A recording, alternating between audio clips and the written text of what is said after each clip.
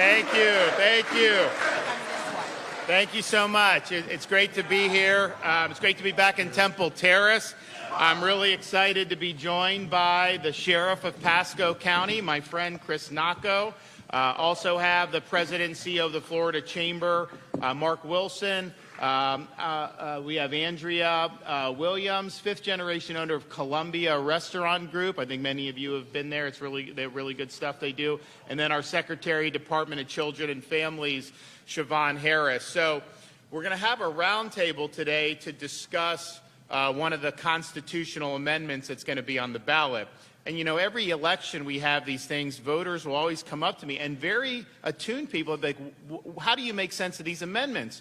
Because it's a shell game where they really want it to be as deceptive as possible to get as many people to default to vote for it. So the first thing I'd say is when you're amending the Constitution, that's different than doing a normal policy that you can have your city commission can do something, county government can do, the state legislature can pass a law that can go into effect. But you know what? That can be changed.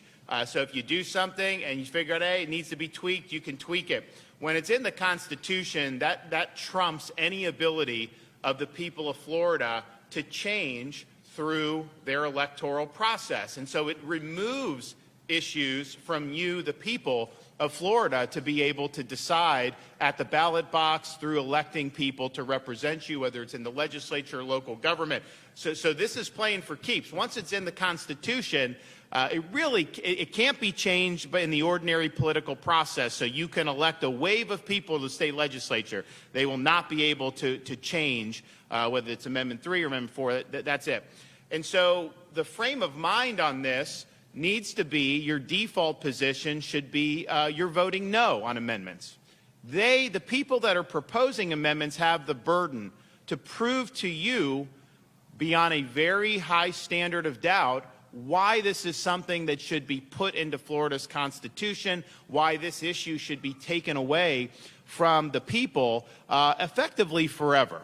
And if you're going, because some people say, well, you know, I see this commercial, I see this commercial, I see this, what am I to do? If that's your position, you vote no. If you don't have a firm idea of what this will do, if you're not absolutely convinced this is going to be good for the state of Florida, then the default is no. You should never vote for one of these things if you're not sure about what's going to happen. I think it's very important that people go into this eyes wide open.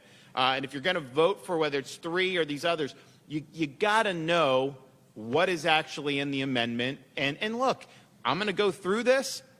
I don't think there's a lot of people that can justify some of the things that are in here. And there's reasons why there's some egregious provisions in it. But if you honestly like some of the stuff in here and you go into it eyes wide open, well, look, it's a free country. Do what you want. But do not be unsure. Vote yes, and then come back a year later and say, oh, I didn't know it was going to do that. I didn't know. No. Your default is no. If they can't prove to you that this should be in the Constitution, then you just move on with the no vote. And so the question is also, how did this amendment get on your ballot? It didn't just grow on a tree somewhere. It wasn't just dropped down like manna from heaven. This amendment was written and put on the ballot, and it's attempting to be passed because of one mega marijuana company. So the text of the amendment and the ballot summary was written by the CEO of the company. The company is traded on the Canadian Stock Exchange, so it's a publicly traded corporation. They have now pumped into this effort to amend your Constitution $141 million. Never been done before by a single company for a ballot measure, not only in Florida history, but of all of American history. So the question you got to ask yourself when you know that is, okay, a publicly traded company has a fiduciary duty not to do what's best for the state of Florida, not to do what's best for you as individual Floridians. Their fiduciary duty, and rightfully so, is to maximize profits and maximize shareholder value. So the only way they could justify spending $141 million to try to enact a constitutional amendment that they have drafted is if this will guarantee that they generate major profits for their shareholders. So that's the point of the amendment. The point of the amendment is not to do what's best for you. It's not what's best for Florida. If they did that, they would be violating their fiduciary duty to their shareholders. So that's why this got on the ballot. And keep in mind, the ballot summary that you'll see on your ballot, that is not the text of the amendment that will actually be added to the Florida Constitution. They don't provide that for you. You got to go online and you got to get it. And the reality is the ballot summary was also written by the Weed CEO. It's poll tested. It's designed to be as innocuous as possible. And it does not fully inform you about what you would actually be adding to the Constitution of the state of Florida.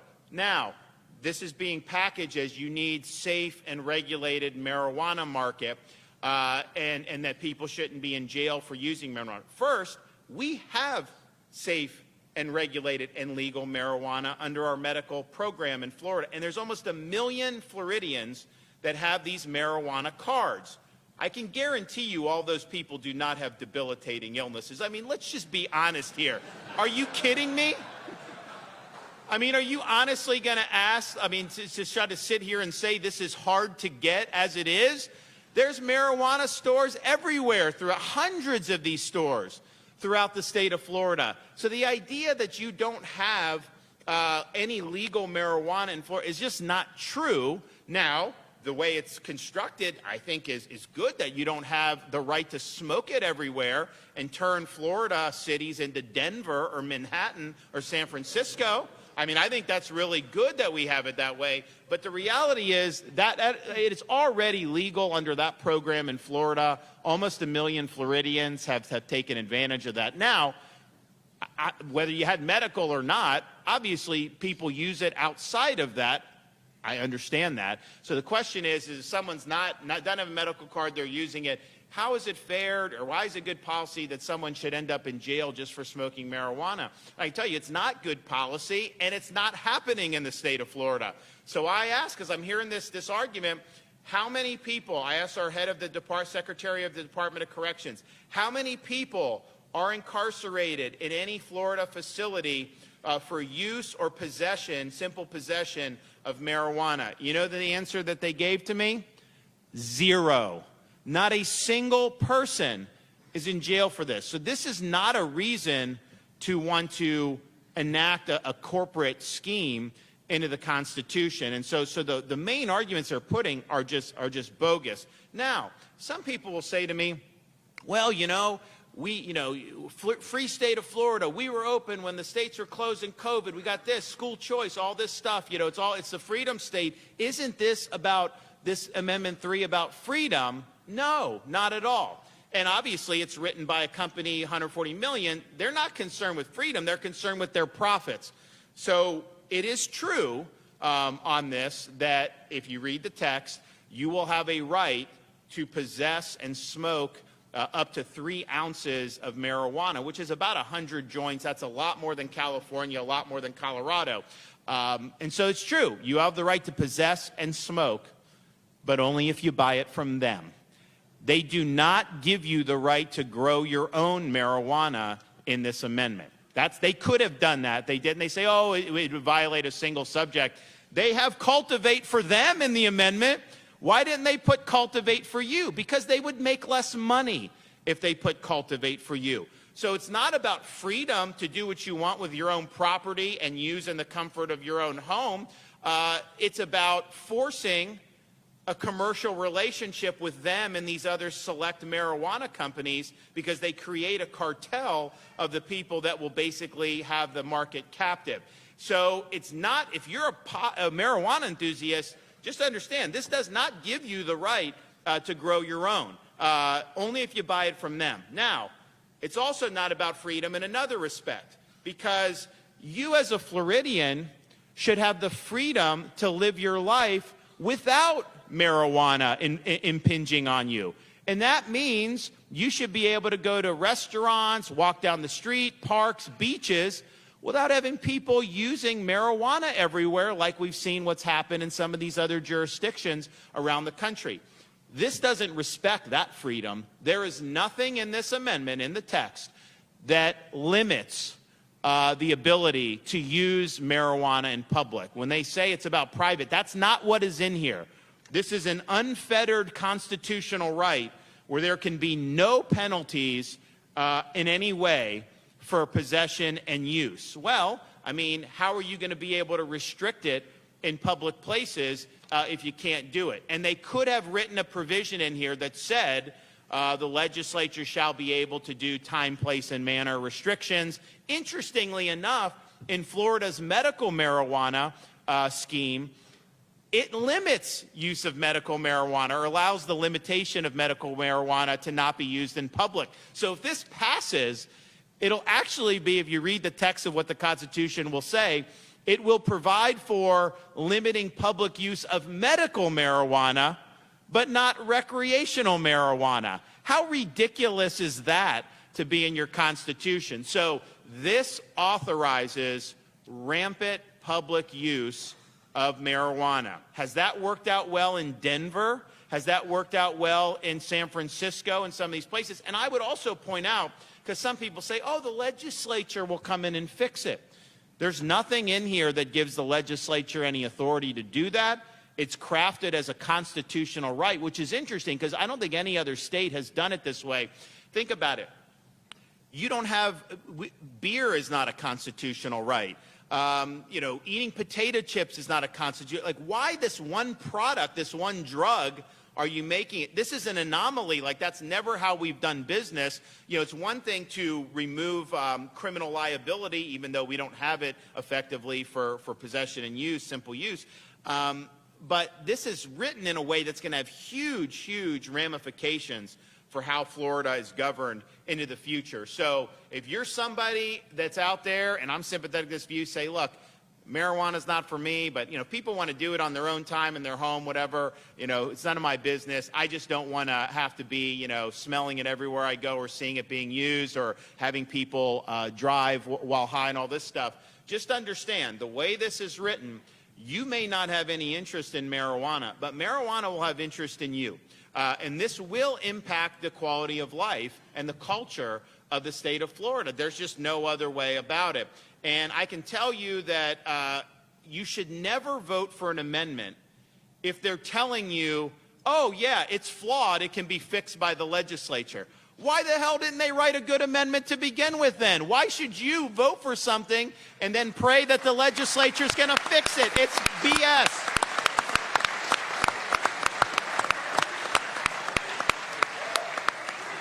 So it's obviously not about freedom, and because you're not going to be free from it, you're not going to have the freedom to grow your own. But here is how you know what the scheme is. This is one of the most egregious things I've ever seen attempted in the state of Florida. Actually, probably I don't think any state anyone's had the gall to try to do this. So again, this was drafted by the CEO of a mega weed company that's put $141 million into that. So obviously they're expecting a major payoff. And how do they ensure that? Well, the one, like I said, you can't grow your own. They don't provide that, but you can buy it from them. But then they also do this. They grant themselves and the other weed companies total immunity from civil liability or any sanctions under Florida law. And so, if you read this, again, this is not in the ballot summary. If you read the ballot summary, you'd have no idea this is here. But this is under the section about the medical marijuana, about the marijuana companies. So it says, any of these companies acting in accordance with this section as it relates to acquiring, cultivating, processing, manufacturing, selling, and distributing marijuana products and marijuana accessories to adults for personal use shall not be subject to criminal or civil liability or sanction under Florida law. Do you see any exceptions in that language? This matters. The language they use really matters. So this is like an immunity shield that even would make Big Pharma blush. This is big pharma on steroids to have blanket immunity. So what does that mean? Well, if they sell you defective marijuana, you can't sue them. If they're distributing it, truck of marijuana going to a dispensary, and they run somebody over, they have immunity for distribution. You can't sue them. Is there anybody that can honestly justify this language being in Florida's Constitution? And think about it. The way this petition amendment process was envisioned in 1968 when Florida's Constitution was created, they never envisioned that there would be one company that would spend 140. What they thought, 140 million, they thought it would be like, you know, PTA moms, you know, working in the neighborhood to get petitions to do something, you know, whatever. And if that was how this came into being, you would have had a totally different amendment written. If this was grassroots activism, there's no way grassroots activists would have immunized these big companies.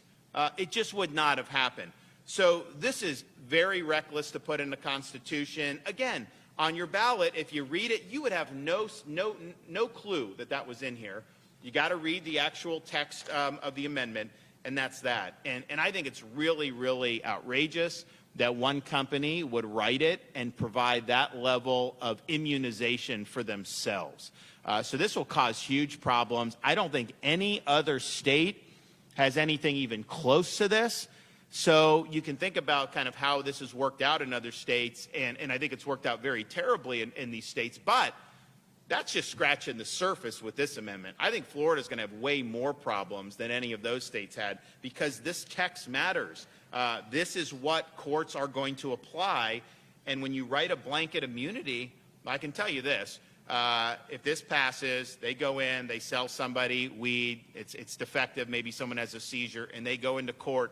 Do you think the weed company's lawyers are going to say, oh, yeah, you know, we're liable? Or are they going to cite this provision and say we're immune? Of course they're going to cite the provision. That's why it's there. So really, really reckless that that's going on. Now, you'll also hear, well, this will generate huge amounts of money for education and for law enforcement. Again, the text of this amendment, there is nothing in this amendment that allocates any funding, zero, zilch, to education, to law enforcement, or to anything. In fact, there's no guarantee the legislature would even tax it. But here's the problem when you tax it. It raises the price. What does that do to the black market? It increases the black market because the black market can service the consumers at a lower price. Obviously, when you're removing any prohibitions and people are using it in public and it becomes a bigger part of the culture, use increases and demand increases, so that black market will grow dramatically. So this idea, they'll run these commercials, oh, let's have a safe, regulated market, get rid of marijuana on the street.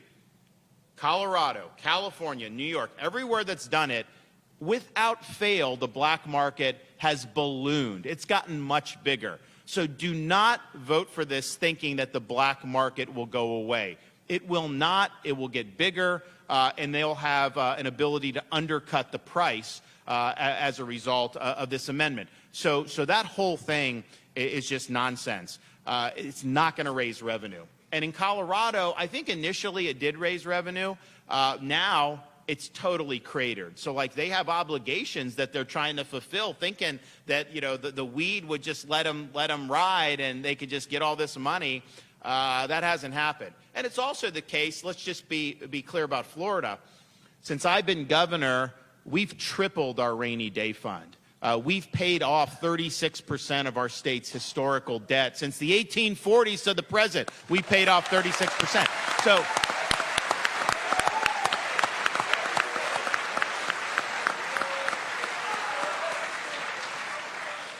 we have the lowest per capita debt, state debt, in all of the United States of America. We've cut taxes. We've done all this. I vetoed billions of dollars in spending to make sure our budget, I think we're one of the only states. We had a budget this year, current fiscal year, where we're spending less than we did last year. So, and we have a massive surplus. So we don't need weed money. I mean, first of all, we wouldn't get money from it. It doesn't work that way, but we don't need any of this. We have massive surplus, massive fiscal position. And we're really the envy of the country when it comes to fiscal. And I'm proud of that, but don't act like somehow this is going to be some windfall. It's not, and it's certainly there's no money that's earmarked to education or the like. Now, you also have this reality of looking at Colorado, looking at California, looking at some of those places. It's instructive. There's no reason to think somehow Florida would not have the negative impacts that have been had there. In fact, there's a lot of reason because of how this is written that they would be exacerbated in Florida. But one of the things that's happened in Colorado is there's been a huge increase in traffic accidents and fatalities because of people driving while high. And the problem with it is, obviously, if more people are using, you have that. You know, with alcohol, which is also a problem driving while intoxicated, but if you're swerving and you get pulled over, you know, they can do a breathalyzer. There's things they can do to hold you accountable. It's very hard to prove that somebody is high on marijuana. And so it ends up being a situation if there's a fatal crash, maybe they have marijuana on them, maybe they have, and like you can kind of do it. But in run-of-the-mill situations, it's much more difficult. So Colorado saw a big increase in that, big increase in car insurance premiums as a result of that. And look, I'm not an expert on Colorado driving, but there's parts of Florida where we have some big problems with driving anyways. So you want to throw this into the mix? It's not going to work well for us.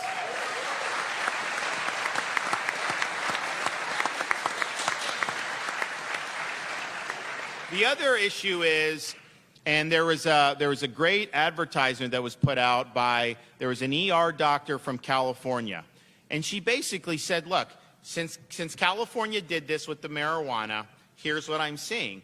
And so you can't do it to anyone under 21 in California. That's the same proposal here. But the reality is they package gummies, and so it'll look like Sour Patch Kids or other types of candy that appeals to young people, and sometimes very young people. I mean, not just like 17, 18-year-olds. You're talking about 12, 13-year-old kids, you know, that get these gummies and it causes big problems. So she's seen a big increase in emergency room visits for people that are doing this stuff. And again, it's an illicit product at that point, but it's packaged and intentionally done in a way to appeal to children and to minors.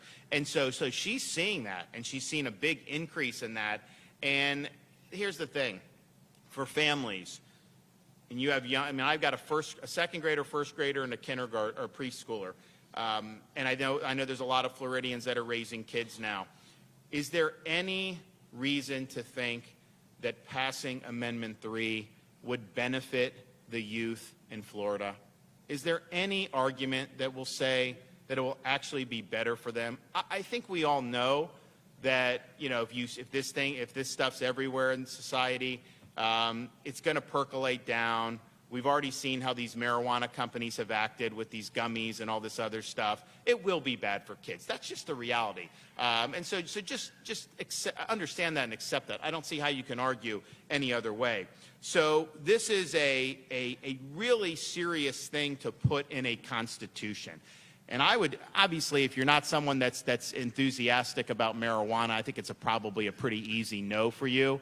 If you're somebody that's indifferent about marijuana, just the way it's written, who's it's written by, the fact that this is a big corporate scheme, you know, you should probably, you know, not want to do. But even if you're enthusiastic about marijuana, and even if you're not satisfied that we already have almost 1 million people on marijuana cards and nobody's in jail for it and all that other stuff, this is not the way you would go about doing this. I mean, this is the last way you would go about doing it, but you understand why it was written the way it was, because it will, if passed, serve its intended purpose. And the intended purpose is not to benefit you, not to preserve your freedom, not to benefit the state of Florida. It's simply to guarantee them profits on the backs of the people and consumers in Florida. So even if you're very enthusiastic in that way, understand what this is. And so I appreciate everybody just going into it eyes wide open. Please read the text of the amendment for yourself. I'm quoting it. It is what it is. But there's a lot of misinformation out there. But just go read it for yourself and contemplate what it was. The way it goes is anything that's underlined in the text is what they're adding. Anything that's not underlined is what's currently in the Florida Constitution. That's how you get provisions like You can regulate medical marijuana in public, but there's nothing to regulate recreational marijuana in public. It's like you can actually sue under the medical marijuana program for malpractice and negligence, but they've given themselves total immunity when it comes to the recreational market. I mean, it's insane, but do it. So just read it, and if you're not willing to read it, then you should, which is fine because people are busy, but if you're not going to read the text, then just vote no on it and move on, and then you're fine. So I appreciate everybody being here. We're going to hear from some of our other panelists, and then maybe we'll have a discussion for a minute. So first, let me start with our sheriff, Chris Nacco.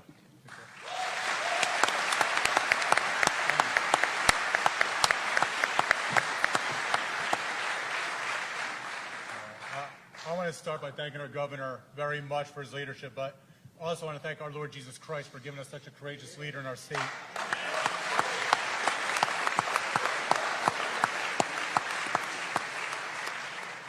So I'm going to talk about the impacts on law enforcement a little bit, but I want to say this to back up what the governor was talking about. I was a member on our last Constitutional Revision Commission in the state of Florida. When it's in the Constitution, it's almost like putting it in concrete. You can't fix it, you can't move it, but when it's in statute, those things can be moved around, you can fix things. This is something that won't be able to be easily fixed. And when people say, oh, in 2 years we'll come back and fix it, it's not. That's basically them trying to just pull the wool over your eyes. It's very difficult to fix. So I want to tell you that, like the governor said it, we can't stress that enough. If it's in the Constitution, it's in the Constitution. It's in that concrete. So that's why it's so dangerous. When you have questions about this, just vote no. That's how important it is. The other one, too, is, what I'm going to talk about is what's going on in other states. I know many of you have to write a lot of papers. And the teachers are probably, the professors are like, I don't care about your opinion. I want facts. I want you to cite all the facts. So that's what I'm going to do. I'm not going to give you Chris Nacco's opinion. I'm going to give you the facts that we're seeing across the states. As I'm reading this to you, I want you to think to yourself, why is Florida different? Why is all these things going on across the country? Why would that not happen here if we allow this amendment to pass? So I'm going to start with, this is in Colorado. PBS NewsHour, there was a piece noted, quote, in particular, Colorado has become a haven for underground marijuana cultivation, sale, and export, prompting questions about how legalization led to some unforeseen consequences. 2023, Denver Post. Article headline, black market marijuana grows are popping up faster than law enforcement can take them down. This is John Kellner. This is what John Kellner said. He's the district attorney in Colorado's 18th district. The reality is that it's bigger now, and it's obvious why. It's easy to hide in plain sight. So what he's talking about is the fact that when it's in the Constitution or it's in the legislature, it's hard for law enforcement to decipher, is that legal or is that illegal? So the illegal, the gangs, the basically any type of organized crime group, it's much easier for them to operate. This is California, and I know nobody here wants to be like California, but let me all tell you, if we do, this is the headlines. And to the reporters in the back, we're basically feeding you the stories that you will be writing in Florida if this amendment passes. This is in 2024 article, the headline, Black Market Cannabis Thrives in California Despite Legalization. California's head of enforcement for the state's Department of Cannabis Control, his name is Bill Jones. He noted in the article, quote, the black market is very pervasive, and it's definitely larger than the legal market. California is telling you the illicit market is much larger than the legal market. They're telling you that there. He's probably calling you right now to tell you this is a horrible idea. He's calling you. This is Bill. Tell Mr. Jones we agree with him. It's a bad idea in Florida. There's an article from the North Bay Business Journal in California. Quote, the cannabis community cites competition from the illicit marijuana market. Now this big company that the governor's talking about, they're going to be like, whoa, whoa, whoa, we don't like this. The illicit market's coming in on us. Go enforce them, but leave us alone. And this is something that's actually interesting. California also deals with the rise of unregulated hemp.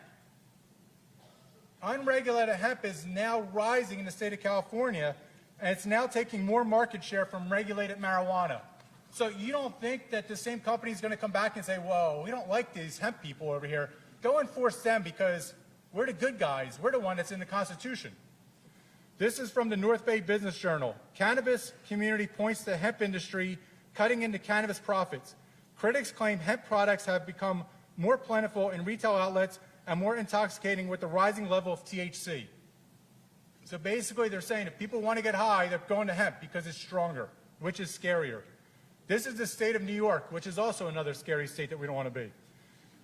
NPR wrote, this is Governor Hochul, apologize, I'm from Philly, so I'm going to mispronounce her name, referring to New Yorkers to regulate legitimate marijuana sellers. She's saying itself, it's a disaster. The legalization has become a disaster. This is the state of Maine. Per the Maine NPR article, the DOJ for helping is combating illegal cannabis producers who's outnumbered the state licensed operations. So it's basically, I'm saying over and over again, but this is the one thing that's even more scarier. This is from NBC Nightly News. Quote, Chinese organized crime is growing black market marijuana across the U.S., which proceeds are used to fund other illicit activities. I can imagine what that could include. Human trafficking, gun smuggling, who knows what else they're doing, especially if the Chinese organized crime is involved. And this is following from the American Bar Association. They note, there is no test or measure that currently exists to demonstrate driver impairment resulting from THC. The American Bar Association is telling you there's no test out there. So as a law enforcement officer, if we try to arrest somebody, you already have the American Bar Association saying it doesn't matter, it's going to get tossed out. So it's extremely difficult. And there's some states already that say it takes almost a year to try to prosecute driving under the influence when somebody's using THC. This is, I can keep going on, and you're like, okay, I've had enough of this paper, I don't want to read it anymore. I'll say this. You're all of age. You can all buy a car. If there was a car that was consistently under recall, it's getting recalled because the brakes don't work. It's getting recalled because the trunk doesn't work. It's getting recalled because the radio or whatever, the computer systems all keep falling. Would you buy that car now? The overwhelming is going to say, no, I would wait until it gets fixed. This has never been fixed. We see this across the country. This whole portion about legalizing marijuana has not been fixed. So why in the state of Florida should we buy something that isn't fixed yet? We should keep waiting, and then at that point realize, do we want to do it or not? But right now, I'm telling you, there's still recalls going on. To protect the state of Florida, we should not purchase this at this time. Thank you, Governor, very much. Okay.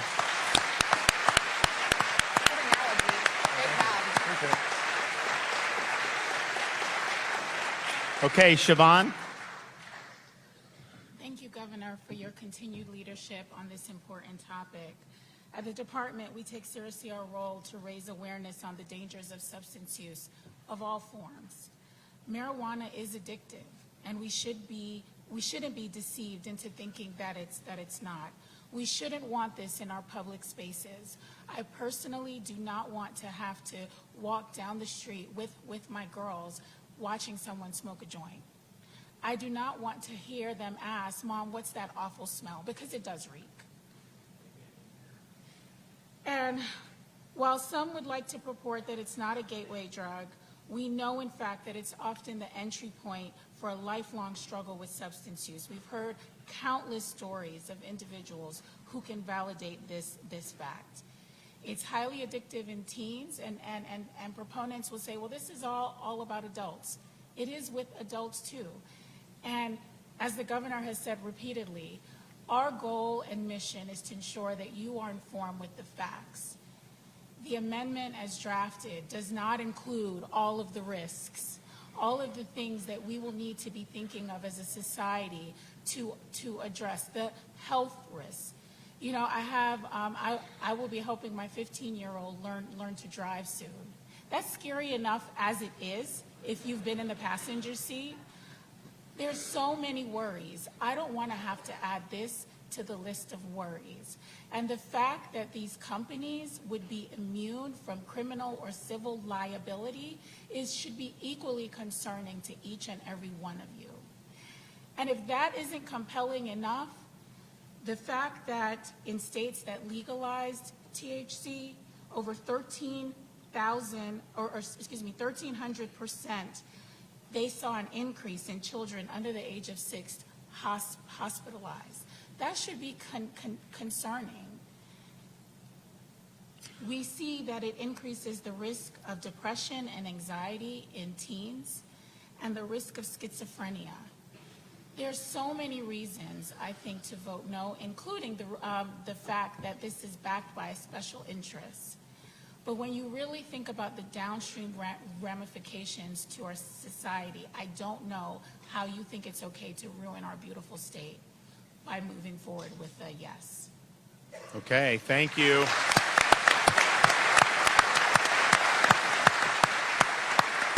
Okay, Andrea. Thank you, Governor. Thank you for your leadership. Thank you for always doing our wonderful state good. I love that I'm sitting here in front of so many young people. I have been voting for over 20 years, and I am not a political expert by any means. But when I received my sample ballot, just like all of you all did, my husband and I sat down and we went through it. And so that way I could get a game plan together with what I was going to do when I go to vote on November 5th. And we read through the amendments. And what surprised me so much was the vagueness of so many of these amendments, specifically Amendment 3. So I decided I was going to do my homework. And when I started realizing the lack of language that's going to protect our community, protect our youth, was the scary part. The things I learned, like you could get an infraction for smoking a cigarette in a public place, but the person next to you could be smoking a joint because there are no ramifications and get not in trouble. As a wonderful Tampa citizen, Florida citizen, when I was driving down the street the other day with my daughter, she's 15, so we are doing that scary driving thing. We had the windows down, we had our 3 dogs in the car, and she looked at me, she goes, "Oh my gosh, Mom, do you smell that pot?" I go, "Yes, I do." And she's, "Roll the windows up." And I respect the fact if you want to smoke pot. There are so many opportunities with the medical license that you can get. But as a parent and as a child, I want to choose if I have to smell it or not.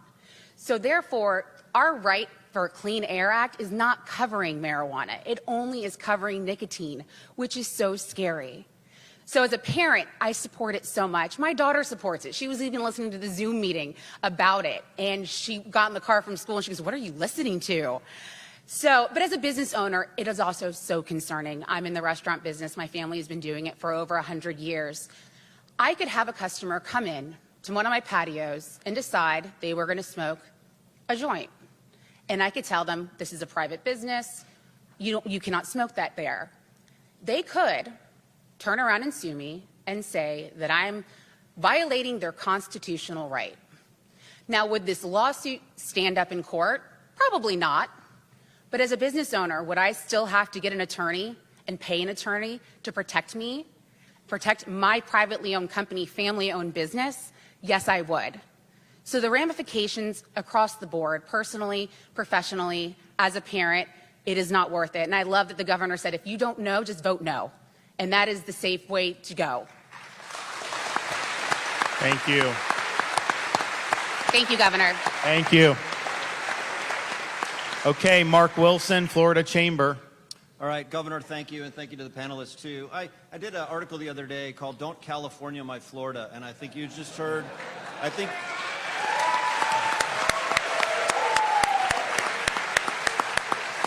And I think you just heard the governor articulate point after point of exactly what we're talking about. And Governor, I want to thank you and the First Lady, on behalf of every business in Florida except maybe one, I want to thank you and the First Lady for helping us protect our Constitution. What we're talking about here is protecting our Constitution from special interests and out-of-state groups who, in this case, who wouldn't put $150 million on the line if it meant you could make billions forever, right? Let's look at this for what it is. And this is a trick and this is a scam, and I think it's the biggest trick of the fall season. So why would the business community care about putting drugs in the Constitution, right? I hope everybody watching today is on the same page we are, that growing the business community, growing jobs, creating economic opportunity is really what the Chamber of Commerce is all about. And here's the deal. If Florida was a country, we would be the 15th largest economy on the planet right now. And since this guy became governor, Florida's economy has grown about 30%, #1 growth rate of GDP in the United States, except for one state, and that's Idaho. And since we're here in Hillsborough County, I thought it would be relevant to tell you, Hillsborough County's GDP is bigger than the entire state of Idaho, right? So congratulations to you.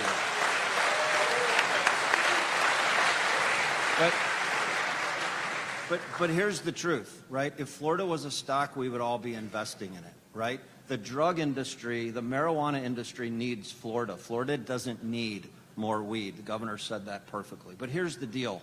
You've heard from the sheriff, this is bad for law enforcement. The Florida Sheriff's Association took a strong no position on this. This is horrible for law enforcement. It's horrible for communities. You heard about how this is bad for families, right? The First Lady has been raising awareness that moms and dads and kids, this is absolutely terrible for Florida. But I'm here to tell you, as bad as it is for families and as bad as it is for communities, it's even worse for local businesses. You talk about attorneys, right?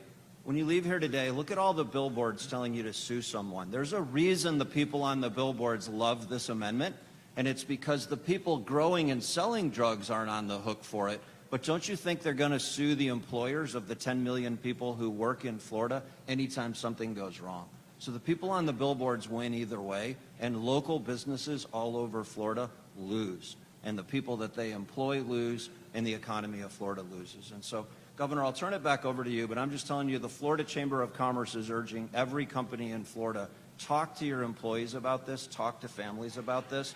We get this wrong, we can't go back. We have got to say no to this fraudulent amendment. It's a scam, and we have to say no to Amendment 3 in Florida. Thank you, Governor. Thank you. So,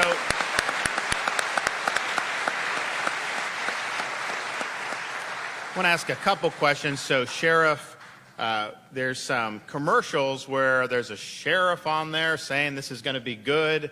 Even though I think out of 66 sheriffs, I think 64 are against this, and I think there are 2 that are no longer standing for election that are for it. It'd be interesting to see their relationship with True Leaf. Maybe they don't have one. Who knows? That'll come out in due time, I guess, one way or the other. So you have 64 of 67 Florida sheriffs are no on this. The Florida Sheriff's Association is no on this, and yet people that are proponents of Amendment 3 will say somehow that passing this will be good for law enforcement, and not just the bogus idea that you're going to get more money, which we know won't happen, but basically making the argument that law enforcement is too bogged down going after people smoking weed and they can't focus on the things that matter. Is that argument true? And if this passes, will this be good for law enforcement? So, unfortunately, if this passes, this will be horrible in law enforcement. Numerous levels. One is, like you saw in Colorado, the amount of DUI vehicle charges where people were killed went through the roof. The amount of people killed because of being under THC. That will go up. Law enforcement have to deal with that. The quality of life calls. So every now, basically people today, if there's a problem going on, they call law enforcement. They go to McDonald's and they got small fries instead of large. They call law enforcement. That's just nature. Now think about that. Think about families that are at a park, at a playground, wherever they are, and there's another dad over there and he's smoking weed right in front of kids. They're getting contact, and their kids, are feeling sick. Who are they going to call? It's law enforcement. We are consistently going to get those calls. The illicit market, as I said, I go cite my paper.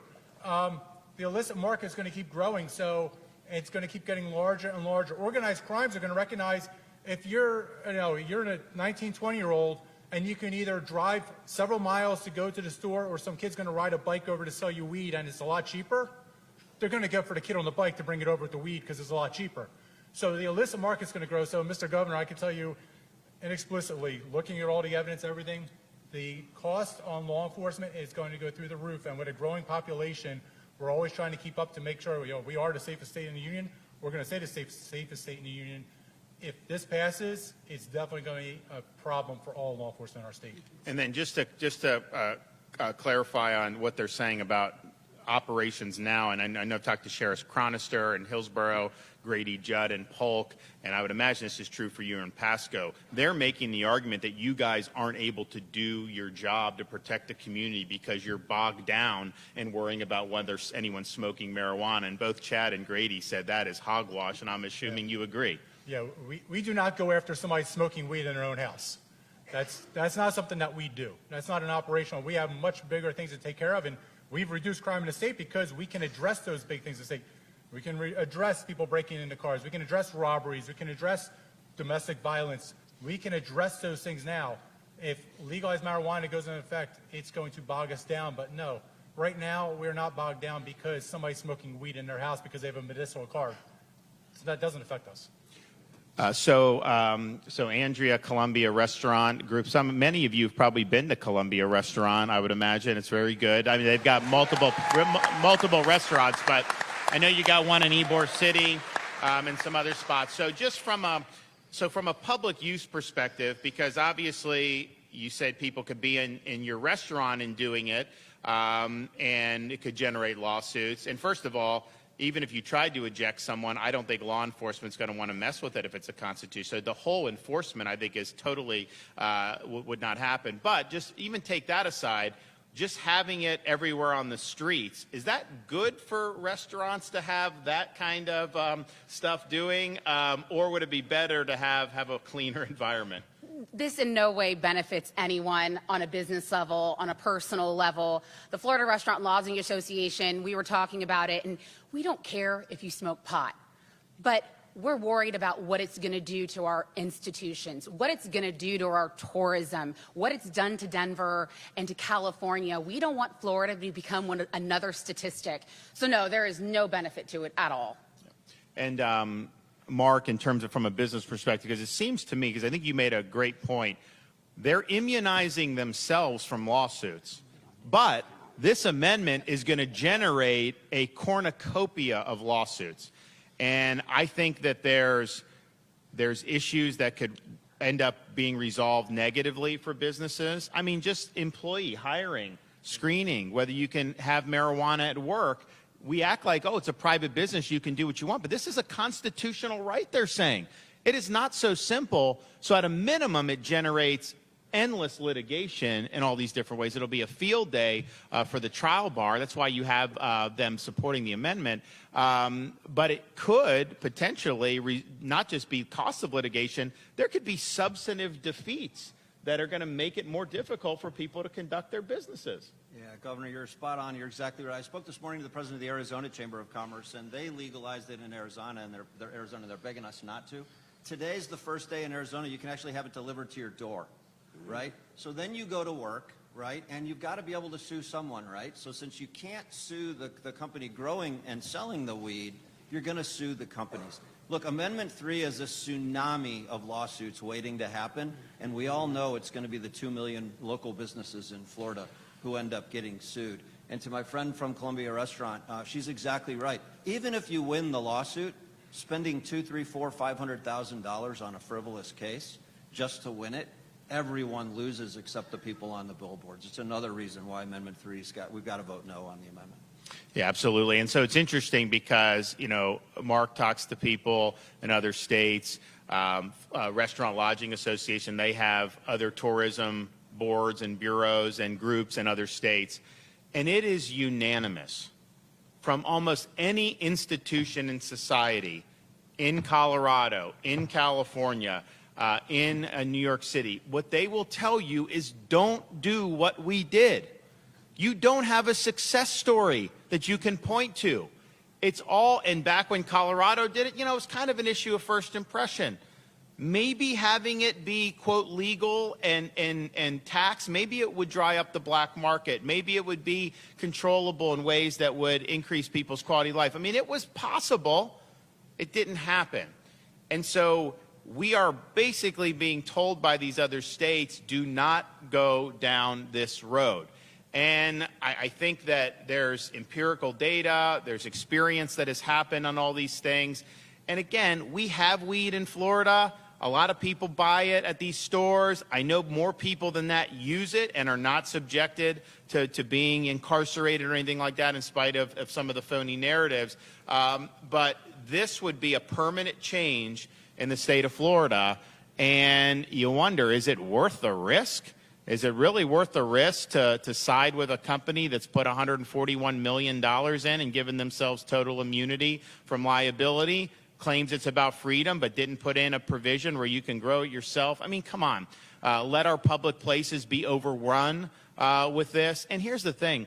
As bad as it's been in Colorado and all this, our culture of tourism and stuff, it's a unique culture in the country. I think it would do way more problems in Florida than it has in those other states. I think you're looking, we're a family-friendly tourism destination. I think you'd start to see that change. I think we would attract for reasons that are different than how we've attracted in the past.